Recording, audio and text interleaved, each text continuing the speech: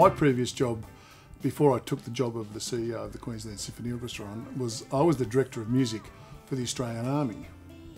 And I was also the Commandant of the Defence Force School of Music. So on one side I looked after all the Army bands, that was pipes and drums and normal military bands, but I also looked at the training of all the defence musicians for the Army, Navy and Air Force, and I'd actually had a career of 37 years as a defence musician. It has to be being able to see so many magnificent performances, not only just of the orchestra, but the opportunity. We work with the ballet and the opera here, and the Australian Ballet, the Australian Opera. This year we've got the Hamburg Ballet coming, the orchestra will play with them. Last year it was the Cuban Ballet, the year before it was the Paris Opera Ballet.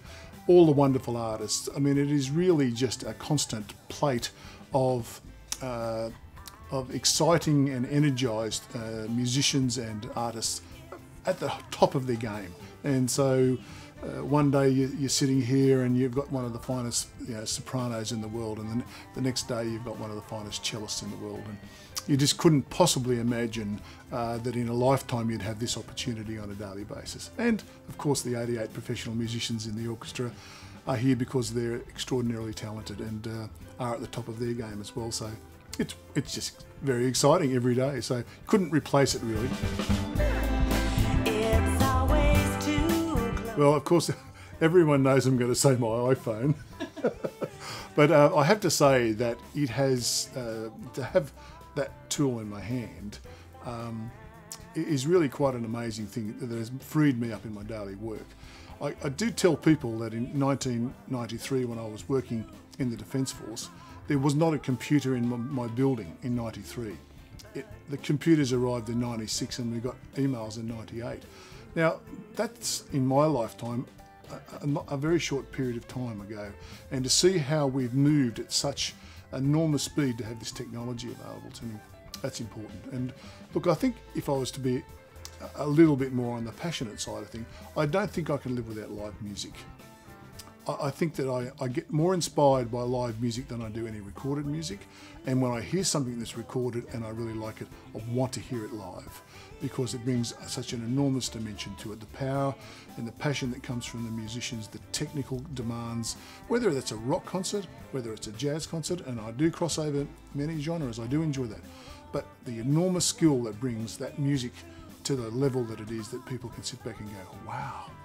That's the thing that really makes it difficult to try and live without. I'd love to be a doctor. I think being able to help people in any way is a great gift, but to be able to help them with their wellness would be fun.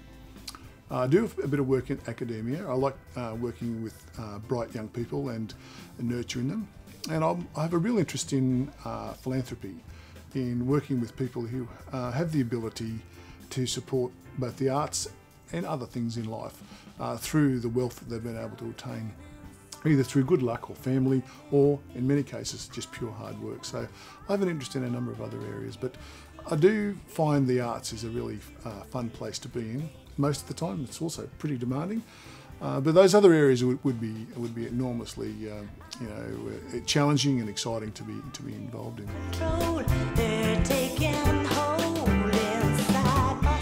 Be technologically savvy in every possible way these days. I think the industry is moving very fast, and even the 3.5 years I've been in this company, our need to move into so many of the digital technology capabilities. Get your skills up in those areas. It will always be an asset. If you are not focused on it, you will be part of a redundant world very quickly. So that would be the first one. The second point, I think, for people entering the arts industry is that you need to have a broad understanding of entertainment, not just to focus on your own specific genre. You need to understand why people want to give their money to you to be entertained and what you should be expecting them to receive. And if you don't understand the broader community, then you will probably run the risk of becoming too narrow in your focus.